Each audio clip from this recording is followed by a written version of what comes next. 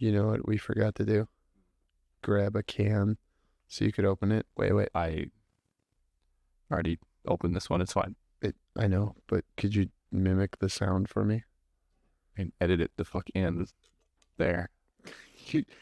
You are not going to edit the sound. No, I'm not. Of course you're not going to edit the sound in. Welcome to Movie Baiters with the Farx Brothers. My name is Kyle. And I'm Nick. And this week, we are going to bait writing process. We're also probably going to talk about the movie Abigail, because we both saw it. I also saw Challengers. Should have benefited from a better writing process, so it might be topical, relevant. I mean, Okay. So what was wrong with the writing of Abigail? Because the critics liked it. I watched it once and a half, not because I fell asleep the first time, but because I got the time wrong and didn't really care the first time, and thought the VFX and SFX were sweet. that aspect was fine. I felt like it got a little more convoluted than it needed to in the third act. Where Lambert's a vampire. Oh, and Dan Stevens is going to be a vampire now. I get that they had to fabricate, they had to switch things up so that Abigail was so fucking stupid. Welcome to. Should we start from the top? No. Okay. Nick's. It's ridiculous. Do you want to try to secure your mic a different way? I'm really sorry. There is no other way. There definitely could be. No. They had to have a different villain at the end. They wanted to keep Abigail alive and have her not be the villain at the end.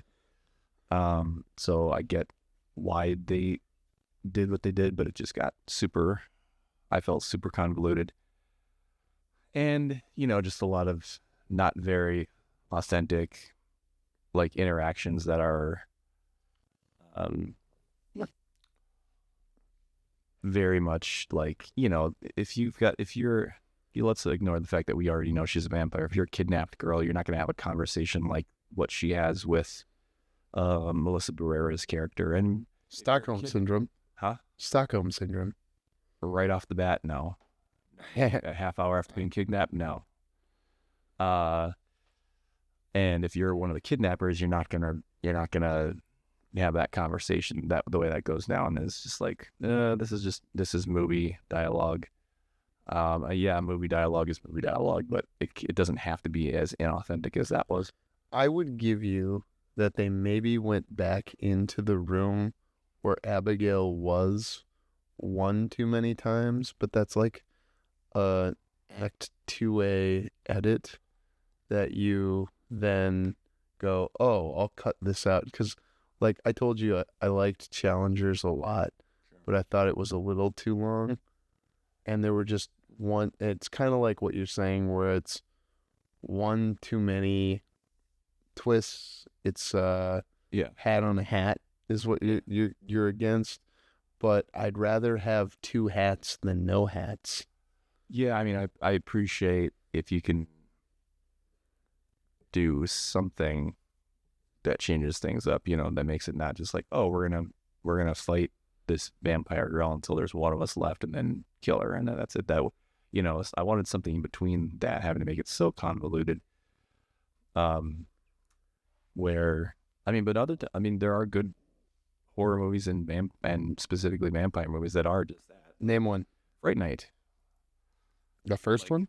The original Fright, yeah, or even the remake, or even the second one, or Lost Boys. Lost Boys is, well, you've seen Lost Boys, right? Yes, I have. So it's that has a twist, but it's it doesn't get super convoluted. The twist is Kiefer Sutherland wasn't the head vampire. Oh, this guy was actually the head vampire, and he's the father of the fucking vampire Lost Boys. And it's very quick. It doesn't take a bunch of time to or a ton of exposition. It's just oh, okay. So that one had a twist, where they did so without it being convoluted. Fright Night is just hey, we're gonna go fucking kill the vampire, and so that works too. So I get that they were trying to stir the pot a little bit, but I it was losing me with all the, like, okay, because you got Freaky Girl who just turned into a puppet type vampire, and she's mimicking, and that was rather episodic to me, because it's like, she turns, and then like 10 minutes at the maximum later in the movie screen, in the running time, that's over with. She kills Kevin Durand and then explodes, and then that's it. So it's like, I mean, if you're gonna have somebody turn in a vampire movie, like, have it be more significant and not just for a 10-minute stint, I'm not a big fan of Lost Boys. I do like the narrative structure of Fright Night. I would say this occupies the same space as more of like a Blade movie, but when you said episodic, it made me think of our last episode. And if I were listening to this and I had heard the last episode, my first question would be, who won the bet? The bet. Oh, well, you won the bet about. We didn't see. I had the decency to not say let's bet on the line that he says. I know I'm right on that one, though. I think you are correct that it's closer to what you said, but I really... What I said. He says, yeah, that'll do. He asks the president for a quote, and the president says, don't let them kill me, and then... Oh, I think it's still up in the air. Where he says they all do because they all kill you. That doesn't make any sense, though, in the context of asking for a quote, and then the president saying something that's not what you would want as a quote, typically. But then saying, "Oh yeah, that'll do." Like, I understand the "that'll do" pig version of the quote. I'm gonna look at the that's a movie I'll probably buy, and I'll look at the subtitle for it. How do you feel about my assertion that, and we're gonna get to debating writing, just so this is clear. Oh yeah, movie baiters. We debate movie topics. We both happen to see Abigail, but we're having an aperitif before we talk about writing. Do you think that comparing this movie to like a Blade movie it's more in that space than I would say a Fright Night or a Lost Boys? And even I'm looking in the SFX, VFX kind of thing and the way it handled the lore, but also it was a haunted house movie. It's because they were all confined to that one house the whole time. And I thought I like that. I think that is a good writing challenge. You and I have participated in a short film competition locally in the upper Midwest regularly, and one of the things that I had to kind of come to terms with is that it's sometimes better to just be in one location from a production point of view, yeah, but then also like a narrative point of view, because it helps people coalesce thoughts.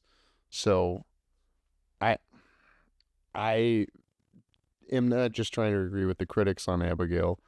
It was better than I expected, but it's possible my expectations were lower than yours. Yeah, I think my expectations got a little bit heightened by the critics liking it. So, And that's dumb. Like, who's going to care? Because, this movie, it's made 20 million domestic, and I don't think it's doing real big bucks foreign wise. It had a low drop, so I mean, we're not going to title this episode Abigail. We might, I don't give a shit. Yeah. But what I really want to get into is writing process, and I would like you to give me an example of something okay, so you find it inauthentic the way information is dispensed when she's initially kidnapped in the house and the criminals are interacting with her. Some of that built the relationship between Scream Lady Melissa Barrera, who obviously we're all supposed to hate because she was rightfully canceled from Scream 7, if that even happens anymore. Scream 7 well, it's gonna happen, but like, no, they've cast. I mean, like, they're cast. Yeah, but they had to rewrite the story because they fired her for having opinions she's not supposed to have, or whatever. They did that, and now they're probably shooting in the summer, I think. Oh, they're not shooting yet, but yeah, okay. I don't have high hopes. I like the best seventh movie ever is is it Furious or it's Furious 7. Yeah. It's Furious 6 and then no, like really like Fast and the Furious 6 was that was like the most straightforward title any of the sequels ever had, I think. the seventh one is the one where Paul Walker dies. And I brought my mom to see that in D-Box Yeah. and it touched all of our hearts. Sure. Okay, Seventh movie's New Nightmare. you got me there. Yeah, New Nightmare and Fast and Furious 7 are I would not include The Force Awakens because it's just A New Hope, but 30 years later, 40 years later. Yeah. And like a seventh movie is a sign that things haven't gone well. So Nick, you're writing and have been writing a feature. For how much time have you been writing this one? Writing, or like going back? No, the outline counts. Outlining is writing. You would say that over and over. Well, probably was starting to outline back in 2022. A little, well, I think you're definitely on 3 years, right? You've touched it in 3 different years at least. yeah, but not. It didn't really become serious till 2022, and not until like I feel like not until like later in 2022. Can I say the title? Can I call it Can I call it Molly for the sake of talking about it and for the joke I'm gonna make? Sure. Yeah. So you guys were fucking, but you weren't making love until recently. I guess. What's the difference between fucking and making love in your mind? I don't know. Yeah, but when you talk about writing and you say like, "Oh, this is inauthentic," and I want authenticity, I think that might be a delineation of like authenticity is when you're making love. Inauthenticity is when you're going in to talk to the little vampire girl you don't know is a vampire yet, so that you can I don't know what it has to do move the plot forward. but like, yeah, I would just like they were very desperate to have a relationship between the female lead and the would-be villain, the villain who was the villain for 90% of the movie, and it's like, okay, fine, but if it means you have to have like a kidnapper have an unrealistic bond with kidnappee, maybe rethink that. Maybe do something different. Or if it happens over time, but like they do their fucking pinky swear thing, like this is 15 minutes of the movie. They actually don't do the pinky swear. She doesn't give her the pinky swear, but then she offers it in the last 15 minutes. Well, she offers it though. That's the thing. Like, yeah, it was a good like. Oh, I thought it had moments that were reflected in the third act that they introduced in the first act. That's a sign of good screenwriting in some level. Yeah, a plant and a payoff is good, but like the plant itself, like do a plant that's not like, oh, this kidnapper is bonding with the girl they just kidnapped, like right away. Like yeah, you set up a plant. Well, she's trying to because I think some of the times in these things, Melissa Barrera, what was her character's name? I think it was Joey. Joey. Oh, yeah, because they had fake names and then were given real names. That I specifically didn't like because, I mean, I liked it and I didn't like it when I was following it more the time I sat from beginning to end to watch it. It made sense narratively, but it made it harder to follow because what I was thinking when I was watching the movie, like most normal, like the casuals who watch any movie is, that's that lady. That's that lady. That's the dude who looks like this. That's the dude who looks like that. So when they give them names and then change them halfway through the movie, that was kind of... Well, I don't think they changed them like halfway through, like right before Giancarlo Esposito leaves. He told everyone, okay, you're Frank. That happened. Yeah, that's what I'm saying. Is they and they're fake. Well, they find out each other's real names in the cage when she's in the cage. It's after their false victory of getting her in the cage, which I think was the midpoint. I wasn't timing it, which I should have done because I do think that movie beat itself out well. And yes, that's a masturbation joke because welcome to Movie Baiters. I'm gonna cough real quick, so say something clever while I'm doing that. I don't hear nothing. But so I don't know. I don't agree with your criticism because it is to the effect of I didn't buy this, which is fine for you not to buy something, but we know that Melissa Barrera's character is taken aback by their kidnapping of a child because she wasn't expecting to be on a kidnapping mission of a child. She just knew they were kidnapping somebody. That part's believable, and that she would have more sympathy than if they kidnapped like a middle-aged man. I'm sure she wouldn't have as much. She wouldn't have tried to bond with the kidnappee. Yeah, so it's like the fact that she wants to try to comfort this girl, that I don't that's fine. But like the whole, I don't know, the dialogue just felt very like there are nuances to it you could add and change stuff around that could make it more like, because you're not, again, you're not supposed to know that she's a vampire. Yeah, the marketing of this movie is what fucked it up. You're not supposed to know she's a vampire, but even if she is, she's still supposed to be pretending to be a real little girl, and she's not. The dialogue is just like, but she's manipulating them. No one really, I don't. And she's hundreds of years old, as we find out later in the movie. Yeah, but like, I don't, like, why would you not try to talk realistically, like, and be like, yeah, she was scared, but like, I don't know. She wasn't really scared, though, as we know from later in the her act would require her to be authentically scared. Yes. Yeah. Okay. Good. So here's. I'm going to try to articulate what I'm frustrated by with your criticism at this point. Is that you're saying that somebody we know when we get to the end of the movie isn't faking it well enough when they're interacting with our protagonist. Yeah, I mean, like, because she's not trying to reveal that she's a vampire right away, is she? No, she's still pretending to be a little girl, which I guess brings up a good point. Why not just go full vampire right away? I think it's better revealed when it's revealed, and it's exciting because that's your end of the first act is that you find out she's a vampire. That's where it's like, here's what's entertaining for the audience, and I know the struggle, like trying to write stuff like this is for the audience, but it also has to make sense. That's one of the things that makes a screenplay take a long time to write if you're trying to make it be good. Like here's a moment that I don't wait, stop. I don't think that you can universally say just because it takes a long time it will be better, or that because it took it. You said that's why a screenplay takes a long time for it to be good. No, sometimes people pump out good screenplays that didn't take a long time to write. Ooh, name one. David Mamet Wag the Dog. He wrote it.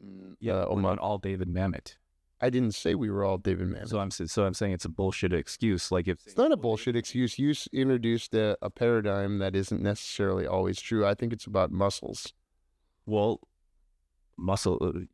yeah. When I figured we'd get to this. Like Aaron Sorkin, I'm sure Aaron Sorkin can write really good dialogue very quickly. Not all of us can. It takes more work. Like but that's why. And I'm coming at when I said that's what makes a screenplay take a long time to write. I'm talking about people like us who aren't David Mamet and aren't Aaron Sorkin. Yet, sure. But I'm saying, which should be a foregone conclusion, because here we are sitting in a basement doing a fucking podcast. Aaron Sorkin's not recording a podcast right now. He's fucking writing. He might be sleeping right now. He's definitely not doing cocaine. He actually, do you know that this past week he made news by being on a podcast that I listen to regularly? He was on The Town with Matthew Bellamy, who used to be the editor-in-chief of The Hollywood Reporter, and he made news because he said he's writing a movie about how Facebook is to blame for January 6th. That made the news even to you. Yeah, and he said that on a podcast, so actually he did. Sorry, but you walked right into that one, my friend. He's not. I said he was a guest on a podcast. He's not recording his own podcast. He gets paid to do masterclass. Anyone who gets paid to do masterclass doesn't have to do a podcast, and God bless him. Well, and why does he get paid to do masterclass, Kyle? Why does he get paid to do masterclass? Because a bunch of people. Why do we worship? We didn't do enough cocaine to have written West Wing in the 90s while also working on Sports Night. So it's just we just don't have the right amount of access to cocaine. That's the only thing? No, I think we're both kind of less inclined to have reached the levels of success we perceive for ourselves because we're in the upper Midwest versus being in places where we would get more reps, like on one of the coasts, or for instance in one of the places where like Charlotte, Austin, Atlanta, movies are being made more regularly, so you can get more reps. And I'm just saying, like, we have specifically had to go out and work our muscles, you know, in other ways, like making shorts, like making a couple shorts every year to keep. Sure, but I feel it's veering off topic. Even if we live next door to Aaron Sorkin, there's a difference in the amount of experience. Or David Mamet, like Aaron Sorkin lives to our left, David Mamet lives to our right, and we borrow cups of sugar from both of them. And they both are a lot older than us. And I'm sure Aaron Sorkin, I know Aaron Sorkin's, like, when you think Aaron Sorkin, you think his dialogue. So I'm sure he's faster at writing good dialogue than you or I am. And so, yeah, that's the exception to the rule. I'm talking about people who are not yet at Aaron Sorkin, not yet in that realm of Sorkin or Mamet. Goodness takes time. I think if it didn't, those people would already be elevated to a certain level, because they would be able to create more high quality stuff, and that would expedite their getting noticed and their career trajectory. So when I say that, yeah, it's a generalization, but I think it applies to most people who aren't already. What, you're making that face again? But like, what am I wrong about? Comparison is the thief of joy. So I think comparing yourself to a time spectrum is bad when it's like, oh, I need to take more time at this, versus what makes people great is working out with other people that are good and them wanting to be great. So like, where I think the crux of our bait will come is that I want your words to hit more sunlight earlier, whereas, okay, tell me why I'm wrong there.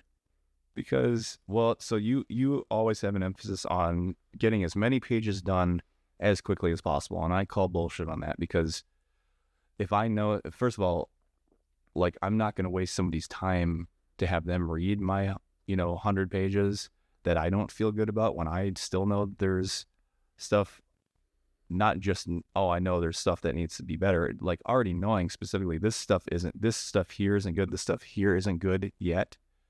Why would I waste somebody's time by having them read that? I want to share it with somebody, have people read it after I've hit a point where I am temporarily out of ideas for how to make it better.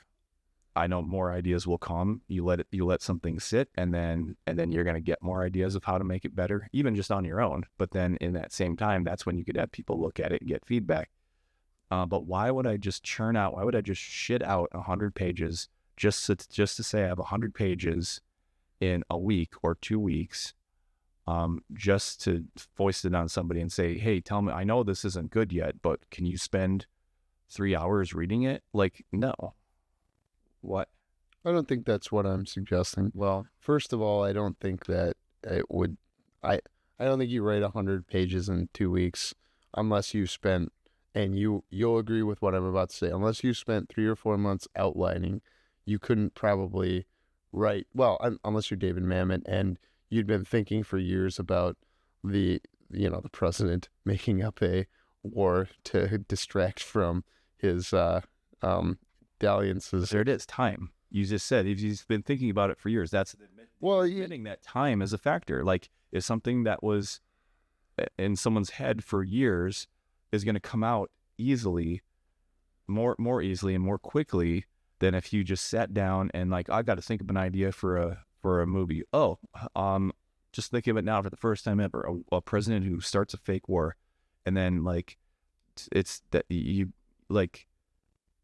acknowledging that time is a factor. Correct.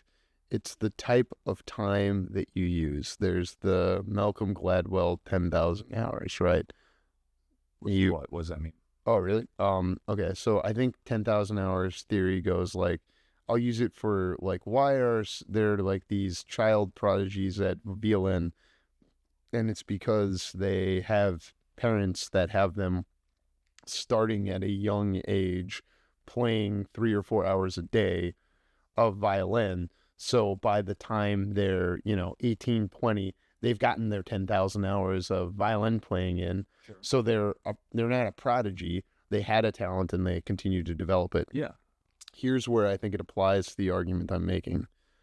The reason you make some, all, whatever, pieces or the whole available to sunlight is that they will grow faster. Yes, you need to till the soil. Yes, you need to water it. And what I'm saying when I use that metaphor is I am aware of the time you have put in. I am also, I think, somewhat able to conceive the effort you have put in. Would you say that that's a reasonable estimate for me? Like, I'm aware of when you're writing and I'm aware of the effort you're putting in to try and write. I think so. Yeah, I just don't think the analogy works out all the way through as far as exposing it to sunlight and it growing. What does that mean about fragments of the screenplay? So I should have been able to read the first 10 pages whenever you had them done. And I don't, like, even if you didn't think they're ready, I want to read them. Because the first 10 pages are what the first 10 pages tell you everything about the other 90 pages, assuming the script is 100 pages, just for the sake of easy conversation. So start there. And then I think when you have the first act done, you could, share that with Kirk and me, for example. And like Kirk and I are not put out by reading 25 pages. You know what I'm saying? So like, Sure. and that, yeah, something's going to happen in the second act that's going to cause me to have to go back and rewrite the first act. Yeah. But I still just strongly feel that you get to the 10,000 hours quicker and better by going to the gym and working out with other folks that are working out similarly, have similar goals. Like, hey, I'm not, because we talk about this in one of the communities we're in, how like some people are just in it to be hobbyists, some are in it to be artists, whereas others are looking at the whole game board and going, no, I want to make this a thing. I think there's a rare opportunity where things are going to get made in the upper Midwest, and I think I'm one of the people who could be a content creator of whatever those things take shape to be. And they might not take shape in the way you imagine them to take shape. That's why getting pieces out there, like the reason you do a short film, you're never going to make money at it, obviously, but it gets your idea out there and obviously gives you a chain of title should there be a 100-page script associated with the short film or a TV pilot or a pitch to a movie or TV show. That gives you, beyond just a clear way to have your thing out there, gives you also chain of title. So I said so. That was a conjunction. I shouldn't have ended on a conjunction. I'm really sorry. I'm just proving that I know grammar. Well, grammar kind of goes out the window of screenplays anyway, so. That's true, and it isn't. You're supposed to make stylistic choices, but general rules of grammar, I think, still apply. Well, it's just a lot of incomplete sentences and just like, you name the subject once and then you period, and then so-and-so goes to the sink, period. Deciding whether to have a period and then say turns the water on, splashes face, in separate sense fragments like that. It is a tool to like kind of set the vibe of it. Whether if you just wrote that normally, like in normal, like you can use staccato prose in prose. Turn the water on and then split. That it's a different feel than if you can create like a rhythm to it. Yes, obviously. Maybe it's not obvious, but yeah, I obsess over commas and periods and stuff like that and how it's going to be interpreted. But you and I also have the other experience of people reading our work and interpreting it one way, and or us reading other people's work and interpreting it another way. And truly, I think the script is only like one piece of it. So it's the one piece you have control of, though. So there's no reason to not try to do that, to not try to control it, just because there's still room for different people to interpret it differently. That's like if I'm color grading and I'm like, well, fucking, they're going to watch it on a fucking iPhone, so I don't have to get the colors right. Like, cause it's like, no, it is kind of the same thing. Like, well, they're going to have smooth motion on. They're going to have the bright, vibrant, color profile on their TV. So I don't have to fucking dial the colors in right, because it's going to look like shit anyway, or they can watch it with whatever picture profile they want. So it doesn't matter. When someone is color grading in a larger production, or when someone is, any of these things, they're still turning in pieces at a time so that someone else can give them feedback. Because as much as you think you know about your thing, there's a world of difference between what you think and how it's perceived by anyone, much less everyone. Why are we like? Because I bet that there are going to be things that come to other people's mind that you never considered, even after you have your polished draft done. Sure. And it would be better to have those things. The more you can be aware of those things as you're going through the process, I think the better, because you can start to, an example would be beta testing in marketing, is that you come up with a great message, but then you come up with an A version and a B version. Because even though you came up with the right message and how you want to word it, you come up with an A and a B version because you don't know how the market is going to react. For example, we both agree the reviews for Abigail are pretty good, and intellectually, I think we both understand why, right? Why the reviews are good? Yeah, generally it's well cast. I mean, you find some of it the actors were good. The the technical, it's all there. Sure. I mean, yeah, because the last two Screams from most of the same team, got decent reviews too. So I can see how these movies that are also flawed. And you and I watched both those movies, and we're like, we know who the killer is. And like, I knew who the killer was in Scream, that one of the, I won't reveal it, but like, I was like, hey, that guy's the killer. Or I lean over you, I know who the killer is, and then I was right about the main one. I knew.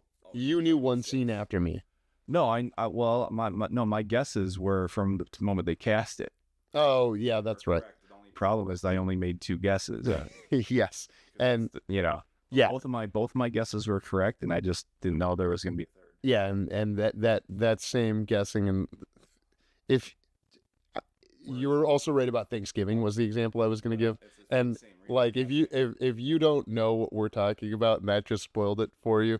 Think about how much work you just had to do in your head to realize Patrick Dempsey. It's like we're going to cast the well-known. Was he McDreamy or McSteamy? Do you know? I think he was McDreamy. Steph would know because that's why she's a doctor. Lloyd. With Grey's Anatomy. Wait, really? You think that's why Steph's the doctor? I absolutely think that's why. You're saying Shonda has that? See, and that's why like it's good that Shonda got her shit out there, because think of the positive impact she might have had on the universe if she's the reason just like 1% more people became doctors and studied medicine. Yeah. And that's why you need to give your shit some sunlight so that some flowers can grow in your shit. See, I wasn't saying shit just to be... You laughed. That means I'm right. Oh, that was like a groan. That was a groan laugh? Counter to your press. I don't want to release anything that I know is not good.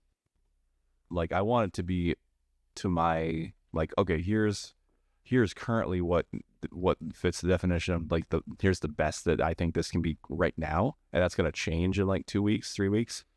But I don't want to, same as like kind of writing the next scene after one scene. Like if I know, oh, this is garbage, I know I'm gonna want to heavily rewrite this, not just like change a few words, but like delete big chunks and rewrite them.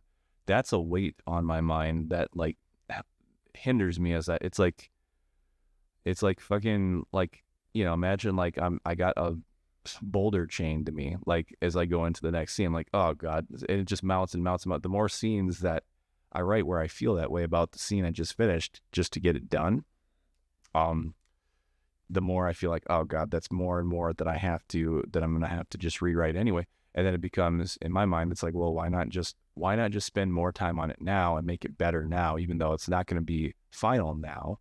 But it's that in between where it's like, it's not the bare minimum. It's also not where I'm going to write it and never change anything. It's gold. It's going to be gold today. It's never going to change after this. It's that happy medium where it's like, this is good. It's good. And I can feel good about it before I go into the next scene and not be weighted down. Because, like, you've seen my fucking house. Like, I have seen his house where he fucks, which is why he calls it his fucking house. His other house that he keeps clean. the dirt, That's it. the dirty, dirty dishes pile up, and like just overall housekeeping like goes to shit. General McChrystal would tell you to make your bed, but we don't have to get into General McChrystal's record. Who's that? I'm not going to explain. Oh, well, that's fine because I don't sleep. He's kind of on the couch anyways. You should not give that level of detail away about yourself. Which talk track do you want me to go on? 70% or negativity? I'm going to go on both, but which one do you want me to do first? I don't care. Please pick one. Define them? What are they?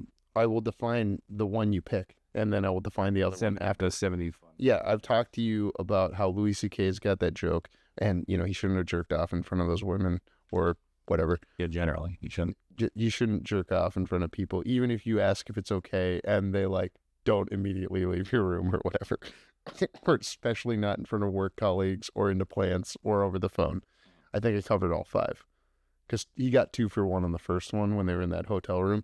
Anyways, his joke is something like, once you get to 70%, that is amazing. And just by deciding that something is at 70%, you're immediately at 80% because you made a decision.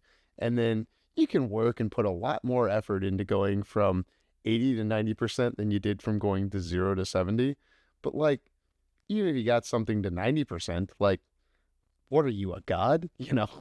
What do you need something to be at 90%? And I know that that may not work for everything. I don't want my surgeon to go, it's 70%. But at the same time, when you deal with people in medicine, they're always kind of we don't want to do any harm, but there are things we don't know. There are known knowns, there are unknown knowns or known unknowns, and then unknown unknowns. And I just think that you can't control for unknown unknowns unless you're a little slutty with some things. And you know who to be slutty with. I know to be slutty with my wife. I'm not slutty with other women. Sure. I'm slutty with my wife. Now, can I go on the other? Yeah, do the other one. Have you ever been too negative with yourself? What do you mean? I mean, with myself. What do you mean by with myself? Are you ever too negative? We'll start there. Probably, but I'm still not getting what you're... So if it's possible for you to be too negative, you agree it's possible for you to be too... Is it possible you're too negative when it comes to topics related to yourself? Probably. Yeah. And what I worry about most as your loving brother, your loving Farx brother, is that there are pieces of this that you're being too hard on yourself on, and that you won't be able to see that unless somebody else looks at it. I don't even care if it's me. I just think that you would care the least about embarrassing yourself in front of me as I would care the least about embarrassing myself in front of you or my wife. You know what I mean? Because we're comfortable and familiar. That's part of why we're doing the podcast, is that people who we know and have said I just really like your guys' relationship. And obviously I thought pejorative things I can't repeat right now, but it was oh yeah, that is, it is nice to have relationships in your life where, you trust that even though you're going to screw up in front of the other person, it's fine. Everyone screws up. Everyone's human. Everyone has negative thoughts about themselves. And when I just heard you describe this thing with the boulder, I had already thought in my head, gosh darn it, I know my brother's a little negative on myself. I know other people who are close to him have told him he's sometimes too negative. And I'm going, if that's at all holding Molly back, I don't want it to, because I think it holds you back. Well, so here's what I think. So what I've found is that the 70% thing, I feel like that's what I end up settling for when I feel okay about moving on to the next thing. And I feel like having gone back and looked at a lot of the script up to this point, the scenes where I, at the time I was settling for the 70%, and then I moved on and I felt good enough to move on and not feel burdened by it. I look back at it, I go back to those now. I'm like, oh, this is pretty much fine. This is actually like 90%. But there have been ones where I just really told myself, I deliberately was like, I'm just gonna plow through it, and I'm not gonna care. And then those ones I go back and I'm like, oh, those ones I still don't feel good about. I made it through onto the next scene and through the next scene, but I go back to those and those ones still need some work. It's like, it's going to take work at a certain point in time, no matter what. So I like the 70% at the time, what feels like 70%, looking back, revisiting those, I'm like, oh, this is 90% actually. So, I mean, I've got another example. yeah, okay, go. I chose to go to something in college called leadership. Oh. Just the disgust in your voice. Sounds like skull and bones to me. How How many bones are going in skulls at leadership? Well, I was thinking about this earlier this week. I did not skulls and bones anyone, but I did meet a nice Canadian tennis player because I saw that tennis movie this week, and she was not like that in the sense of Zendaya being, she's very in control in that movie and manipulative. But this was just somebody who was like, I think, captain of the tennis team, and I was there as I can't even remember now because I was in student government in college, and I'd started an organization, and I was in leadership for my frat. So I guess it made sense that I went to leadership, but they had us do this exercise where everyone like answered a bunch of questions in like too little time to answer them. And then we all got to work together to, answer them. But, and the point of the exercise was to show that like many people working together in the same direction gets to the right answers faster. I thought of another example. Have you heard about the one where they put a bunch of balloons in the sky, and each balloon on like the ceiling, and they release them from a thing, and each balloon has someone's name written on it, and this is for like a bunch of kids in the class, and they had 5 minutes to try and find their balloon, but then and no one did in 5 minutes, but then they ran the experiment again, and they said, when you find a balloon, go to the person whose balloon it is and return it to them. Oh, So like, I'm applying this kind of logic to why I'm advocating in your direction. Now, at the same time, just so that we talk about my deficits as well, I work on too many things and I work on them fast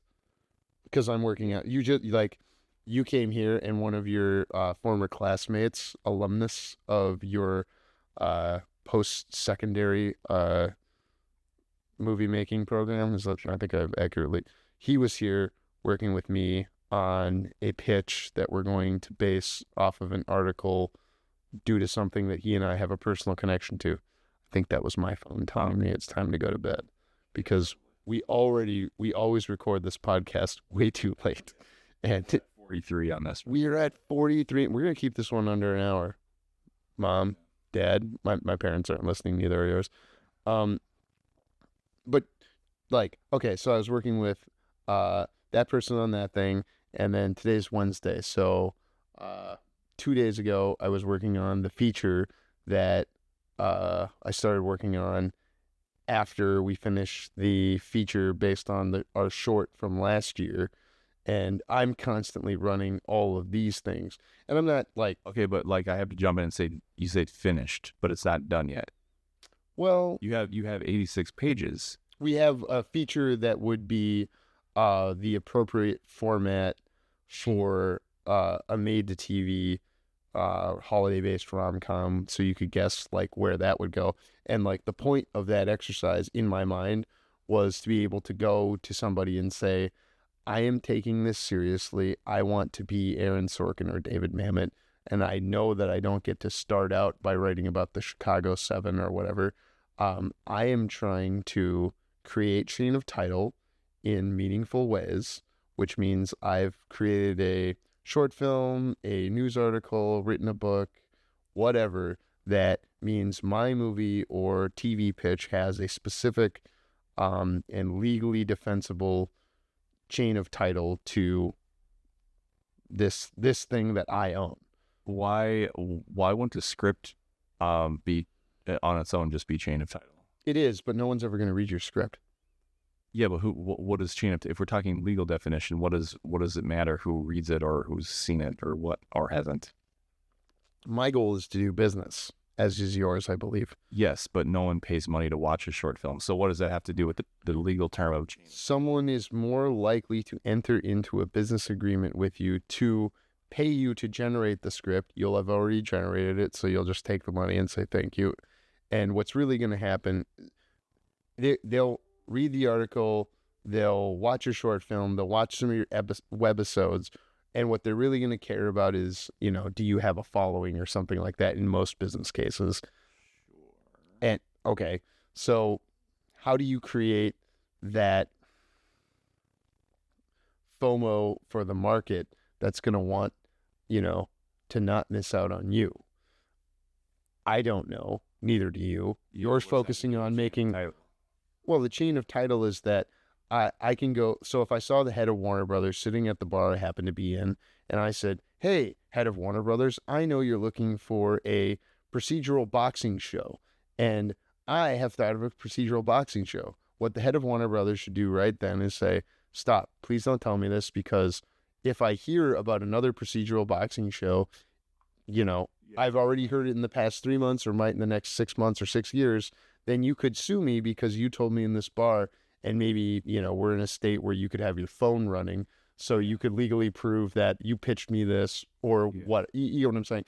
But if you have a short film, a news article, a graphic novel, you can say, here is this piece of thing that already exists. Yeah. I've created this IP, and you have that for the feature you're working on because but why couldn't the thing that you just said here's the thing that has whatever, why couldn't that just be a screenplay to begin with? Why does it have to be a short film?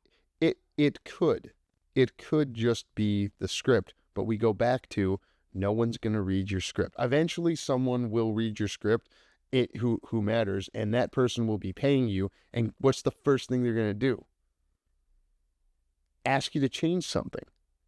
So what? What does well, have to do? But then it goes back to the the chain of titles. They're not even going to get. You're not even going to get to that point unless you have a legally defensible. Hey, first of all, you could say you wrote the best script in the world. No one's going to read that. It could win all the competitions in the world. We know people that I've had producers read my fucking scripts. Yeah, because you had a relationship with them that I initiated by winning a contest. 1-page letter. This was back. You were querying. Yes. See, yeah. And that goes to a completely other thing than perfecting a script. What do you mean? Querying is part of the business stuff. Well, yeah. Is constantly working on, it's not the writing. You know what I mean? It's separate, yeah. And that's why I save it for and the log line. And I have a 90% log line for my friend Molly right now. But do I think it's final? No, I don't care if it's final until it's going out. So, because that's a separate part from it's not like I need to know the log line to know the story. You could take your favorite movie of all time and you'd probably have to sit and think a little bit to come up with a log line for, it's not a script you wrote. This is your favorite movie. No, it's the title of the movie. Huh? No. Harold and Kumar Go to White Castle. It's the log line for and the title of the movie. Well, I'm sure the real log line had more. So, there's two white guys actually who are Harold and Kumar. The log line would at least say 2 stoners, make a trek to get sliders. You know what I mean? Yeah. So I do know what you mean. Sure. When you want that sweet taste in your mouth of a White Castle slider, you can't go for anything else. I never craved those. Fucking disgusting. I hadn't tried one until much years after I saw that movie because, as you know, when I ran away from our childhood Farx home, I lived in a small town where I was adopted by people, and we didn't have a White Castle. My dad... You're lucky. Well, I don't know. We had other crappy fast food, and I don't know. Sometimes when I want White Castle and I get it, I'm very happy, and I'm happy anything. there are a few things that professional accomplishments, family, friends, man, eating fast food sometimes is up there with those things and ahead of. It's fine. I won't criticize. Like I just don't get it. 'Cause like here's a paper thin slab of like ground beef. Well, The bun is like 4 times the thickness of the meat. because the movie created a reverence in my mind that then is being, it's like taking ayahuasca or something. It's brain chemistry that Well, like, that's why you make a movie about, if you're gonna have, you have to pick an existing real world restaurant for two stoners to go to. You pick the one that's not like oh, why the fuck would somebody really want that? That's because that's more, that's like, oh, is this your, or is it? it's not Harold and Kumar go to get filet mignon. It's they go to get fucking sliders that like taste like shit. You know. I think part of it is that we're seeing two people who we don't expect to be like this crave something that is easy to get, but then they can't get it. And that's what's interesting about I'm so happy this is where the conversation went on the 20-year anniversary Yeah, of Harold and Kumar Go to White Castle. that's right. It is. The 20-year anniversary of Harold and Kumar. That's what the episode will be called, is the 20-year anniversary of Harold and Kumar Go to White Castle, way before, like, theoretically before Abigail was born. Is that too long of a title? Before Abigail was born. Yeah, because Like the vampire girl. because theoretically she's like under 20 in the movie, so she wouldn't. She was born after, but they don't. Then as we find out, she's hundreds of years old because she's a vampire. You're talking more like the actress who plays her would be like, yeah, would not have been born. I think I was her age when I saw that movie. Yeah, you probably. And then I showed it to my younger adopted sister. Well, wait, no, because you were born in '87, Don't give away what year I was born in. so that's correct. 87. So He sleeps on the couch on the first floor of his house. Come get him. that would have been 99. No, you would have been 17 when it came out, so you couldn't have seen it when you were 12. Oh, I was thinking she was 14. Between the ages of 14 and 17, I see myself as the same person. I don't think I changed much. Yeah. And like what I liked at 14 and I liked at 17. I take your point. Yeah.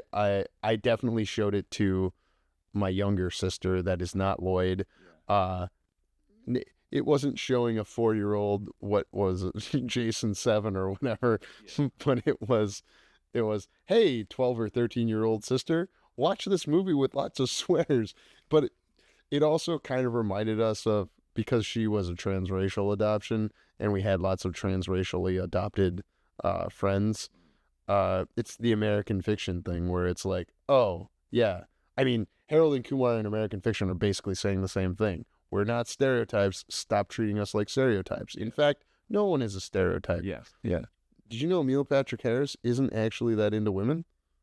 Oh, well, I didn't know it at the time, but like a couple years after the movie came out, I learned. Yeah. And he played that horn dog on How I Met Your Mother. I can Yeah. see my wife's copy of How I Met Your Mother, a couple of copies of How I Met Your Mother across the room. I think it's the first 2 seasons, and those are the, yeah. Did you watch any of those? How I Met Your Mother? Yeah. No. So, the thing I constantly reference about that show to try and explain an esoteric point to people is that, hey, remember on How I Met Your Mother, every time they went to Minnesota? Do you know this? No. So every time they'd show people in Minnesota, they'd show them as being ridiculously tall because Jason Segel is like 6'2", 6'3", but then they made the joke that his mom, dad, and brothers were much taller than him, and everyone in Minnesota was super tall. Okay. And it was one of those 4K. I like to reference that a lot because I'm average height, Yeah. but in Minnesota I seem short, so I have to have extra confidence. Oh, okay. You don't think so? I don't know anything about what Minnesota has to do with height or. People in Minnesota are generally taller because they're Nordic. Oh, okay. Well, sure. Whereas, like, I may have half Latin heritage and name the tallest Latin person you can think of. I don't know. Kind of like how Yao Ming is, unique for being tall, but I actually know lots of people now that I think about it. I think it's the food of our generation. I've never gone around measuring Latin people, so. I go around and I say, hey, listen, Yeah. And I'm doing the hand motion that you and maybe 2 other people imagine when they hear the word "Hey, listen." Well, I invented that first. Let's just be clear about that. It's an arm Swang. Think of like an elephant. It's an elephant's trunk And with your elbow positioned by your belly button. Yeah, belly button works too. Yeah. And then going both ways. So you're trying to, when you say, "Hey, listen," be like, "Hey, I'm an elephant. Never forget." No, it's like you walk. Wouldn't it be odd if I flew? And like you're gonna set everyone straight, and like here's how it's gonna go. Hey, listen. Yeah, I know. Here's what's gonna happen. What was what you said about, and we put this on an episode earlier, but his dick has face tattoos, or what did you say? Oh, so David is it Leach? Oh yeah, David Leach. Are you gonna come tomorrow? Come on, this is on the pod. I'm gonna try to convince you to see I'll see Fall Guy, but just not tomorrow. I gotta write. You're gonna be done by 10 p.m. I got another time. Maybe I'll use AI to write the rest of my screenplay. I got a funny story. Okay. And I'll respond to this fucking asshole like right on or in the middle of the podcast. You're gonna respond to a guy you don't shout out for a service out there that's been advertising on Facebook a lot. Okay. Called Fast Screenplay. Fast Screenplay. Fast Screenplay. Fast all caps. FAST.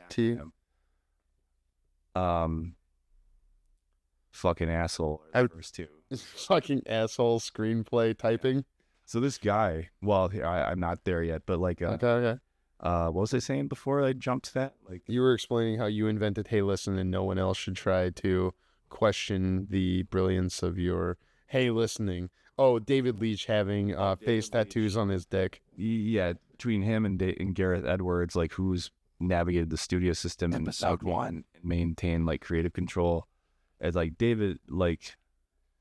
Gareth Edwards has a lot of mushroom stamps on his face because he's taking it to the face on his movies, I guess, a lot. Maybe, right? I don't know. Well, yeah, Tony Gilroy took over for him on Rogue One, and so because Edwards has a face full of mushroom stamps, David Leach has a mushroom full of face stamps.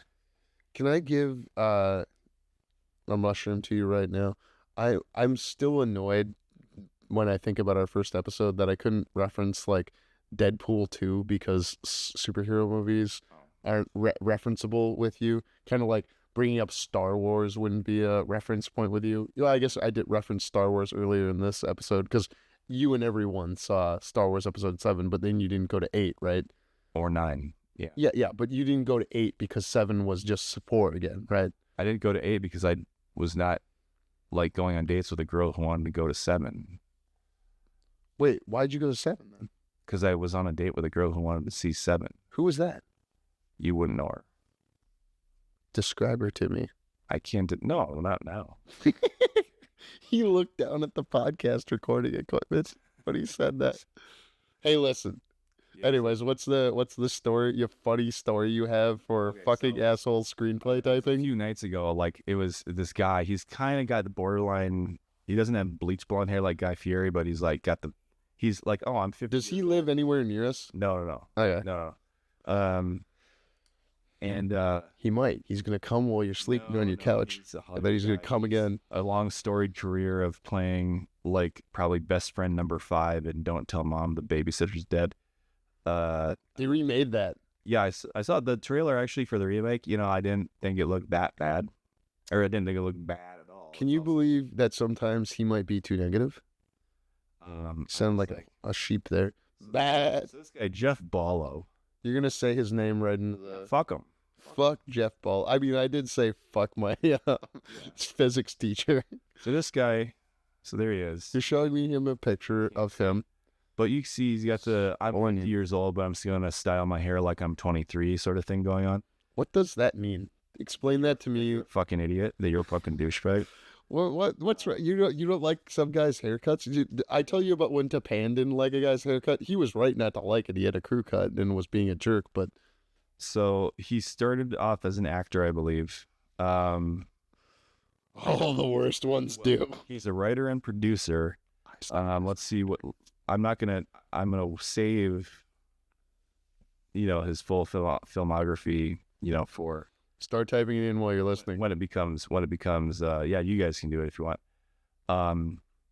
But like as an actor, like his acting credits go back farther than his, anything else. So he's one of those. Yeah, it's easier to get acting work if you're a good actor than it is to get writing work, even if you're a good writer. So he played Kid on Columbo in 1993. Oh yeah, the reboot of Columbo? No, it wasn't a reboot. Like it just, that was a show that didn't it wasn't like a week. It was like an every month or every couple months sort of thing. They do like an hour and a half. Like what the Jesse Stone series of movies than a TV show. Yeah, Burt Reynolds. Well into the 90s. Couldn't each one be like just a legacy sequel to the first one though? I get what you're saying. Because the first one the first one was in the 50s of Columbo? Columbo? No, it wasn't that. Like the 60s or 70s. Probably early 70s, maybe late. Because what's the guy's name? Is the Falk? Is Falk? Peter. Because I was thinking Falk. Yeah. Oh yeah, we know Falk. We do. Yeah. So first credit 1989, Nightmare on Drug Street. And then he plays a character named Mole in Don't Tell Mom the Babysitter's Dead from 1991. That's 33 years ago, folks. He does, man. I'm gonna assume that's a good movie. Like I would rewatch that. I have rewatched it in like the last 5 years. What are you getting at? You're like tongue bathing this guy. I'm gonna assume. Well, I'll get to it. I'm gonna assume that he was one of the teenage brothers' friends. Like they're all partying on the rooftop. The in Don't Tell Mom the Babysitter's Dead. Teenage brother who who I think shoots the plates. Like I haven't seen this movie and I don't remember it. Said the dishes are done, and then like he's got his. Unlike in your house. He's got it. Yeah, he's got his group of like degenerate friends. I think he must have been one of those. His name is Mole. But anyway, so he's an actor first. Now he's a air quotes writer and producer. And he's on Facebook. Like this ad hits me. It's called Fast Screenplay. It's like use AI to fucking speed up to write. And the ad. Here's what the ad. So the ad disappeared mysteriously after I did this. I mean, I can try to find it again, but I tried the other day. This is great television. Yeah. And like, oh, the ad is gone. After I fucking shit down his throat about it, like. You shat down the man's throat? Digitally, but yes. Digitally? With your finger, you mean you shat down the man's throat? I can't even find the page at all. Just tell me what you did. Just describe it to me. So don't look for it. The ad is, but here are the key takeaways from the ad. The ad is like right at the very first line. And of course, it's got his video with his kind of Guy Fieri-ish hair, minus the color. You're going to accelerate your creativity. Accelerate your creativity with AI. Write 100% original stories in 15 minutes. I'm like, what the fuck? Okay, this was late at night. Well, anyone can write an original story in 15 minutes. It doesn't mean it's gonna. Yeah. So I'm like, and he's selling. Obviously, it's obviously a sales pitch. Sales bitch. At the time, because I was getting ready to do some writing myself. I was beginning a writing session, and I just commented like, fuck this bullshit, and hit enter on the thing. Wow, you really showed them? Yeah, I was like, it was just a petty little, like, whatever. See, that's an original story you came up with in 10 seconds. Yeah. Fucking some bullshit. So, but then the next day he writes back, he direct messages me back and says... Now, pull up your direct messages. I gotta see that. We'll try to paraphrase it while you pull it up, because that'll get you to be more honest. Might be able to... No, just, how do you remember it and then look at it?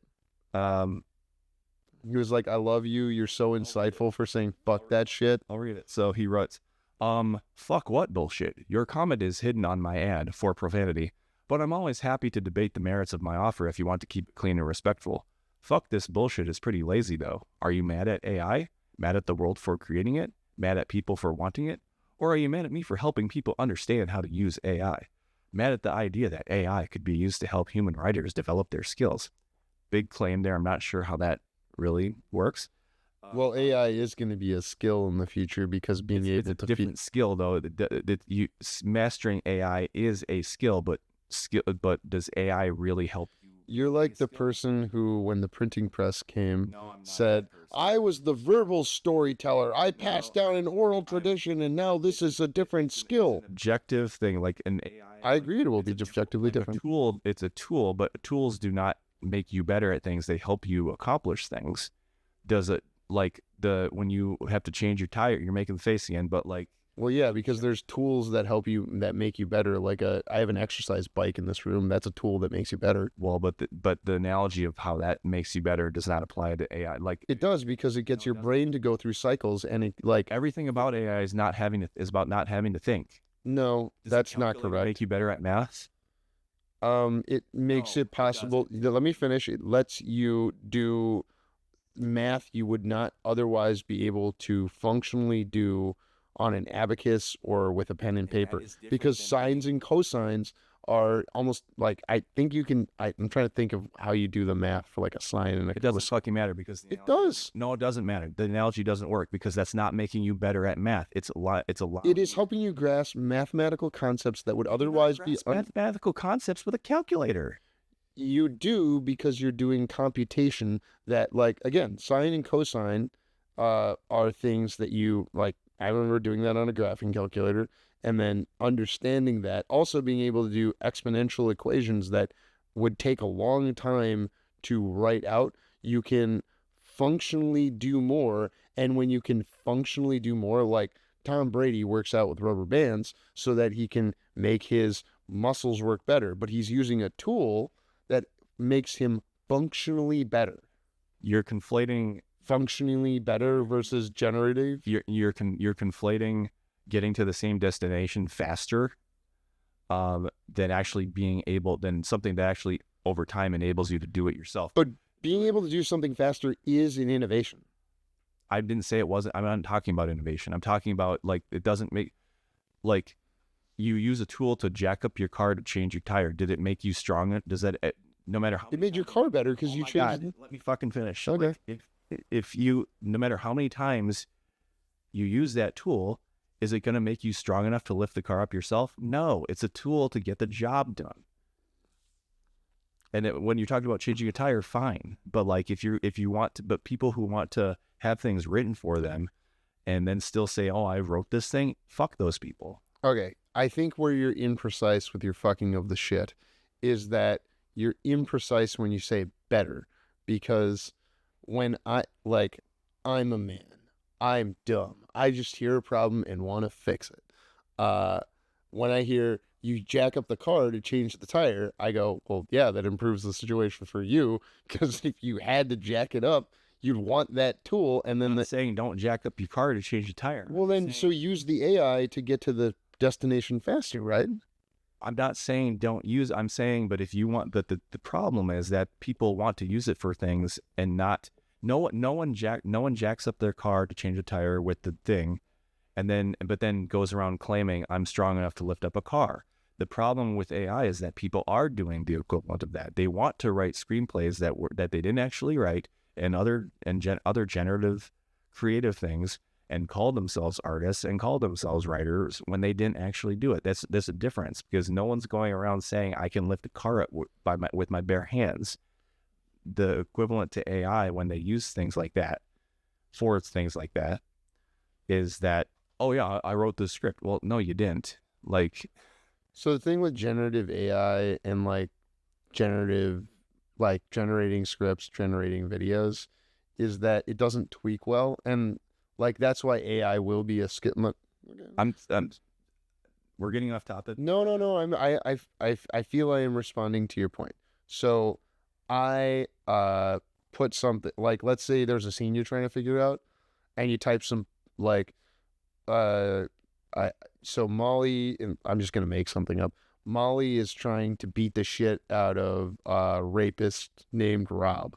So Molly is beating up Rob, and I type into generative AI, Molly, who's like a ghost, beats up punk rocker Rob. You see, like, I'm giving. Okay, but what's the goal of all that? Okay, so it spits something back at me in like 5 seconds, right? What are you asking it to generate? A scene where punk rocker Rob. A scene you want it to write the actual. Yeah, so I'm giving an example of how it will be generative, and it'll get you there faster. See, you know, it write a 2-page scene where Molly beats up punk rocker Rob, and it could do that, right? You and I agree that the machine today can do that. Well, it could generate something. Yeah, it could generate exactly what it asked you. It's kind of like, well, not exactly. Like these things, don't get it right all the time. And what they produce is still pretty generic usually. Computational tools and tools in general, when they react to how they are used, correct? We agree generally on that principle. I don't know if I can say I agree or disagree. Like, I mean, so the point is, you've asked this thing to generate something for you, yeah, and it does, and of course it's not going to be what you want, but then you're going to go through and start changing stuff, like it, and if it got 20% right or got you there 5 minutes faster, it, like, did it make you a better writer? no, it didn't, because no.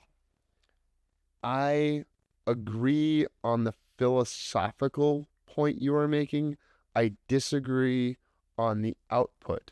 And since you and I agree that what we want is to be business time is what matters. And are you willing to go along with me on the idea that philosophically, I agree with you, but like getting there faster, having it take some decisions off your plate, even in the generative process, it's a tool that's, maybe it's not making you better, but it's definitely not making you better. If it's making the project better. So I'm looking at the output. Well, and I'm still skeptical of the quality of the output. That's fine, but that's where sunlight would be the best estimate. So, so there's a difference between. I could see, I was able to come up with a process where it could be used to improve the output of the project, and that is the piece that is measured. I agree with you philosophically. Only you can make you better, which is, I think, what you're saying. Yeah, like it doesn't, having it make decisions for you that would normally be like brain cycles that you have to spend. Well, but also the work that normally, like if those decisions were made by a human, they would get like at least the story by credit. So I'm gonna, yeah, I agree that is how it would have been done before. The problem with it is that people then want to go around and say, I wrote this. Well, no, you didn't. You didn't. Okay, so you edited it. You prompted something into existence and then you edited it, and that's not the same thing. Apologies for my cough there. So part of this is where the computer is querying from, and that gets into a whole other thing. I assume this guy that I think where it's querying from, no, that makes a difference where it's querying from. But you're talking about the quality of the output, and I don't care. No, excuse me. I've actually trained a neural network before by feeding things into it. Sure. It does matter what you feed. So if you feed, it didn't matter. I'm saying no matter what, you didn't do it. No matter how good the quality of the output is, you didn't do it. Okay. And you're not a writer for doing it. That's and fuck you for calling yourself a writer. That's a philosophical thing. I still think that there are AI tools that are inevitable that are going to be used in the process, and our first principle philosophies matter. Yes, only you can make you a better writer. Name 3 ways you make yourself a better writer. I'm not going to do that right now because that's not what I'm talking about. What are you talking about? I was talking about this guy. Yeah, I think that you're getting negative about some individual I don't care about. I genuinely want to know, how do you think you make yourself a better writer? I think spending time in the gym. I'm not answering that right now. What are you, okay? So, look, I told him, wait, there's more of this? Yeah, no, I said, look, okay, fine, we're done.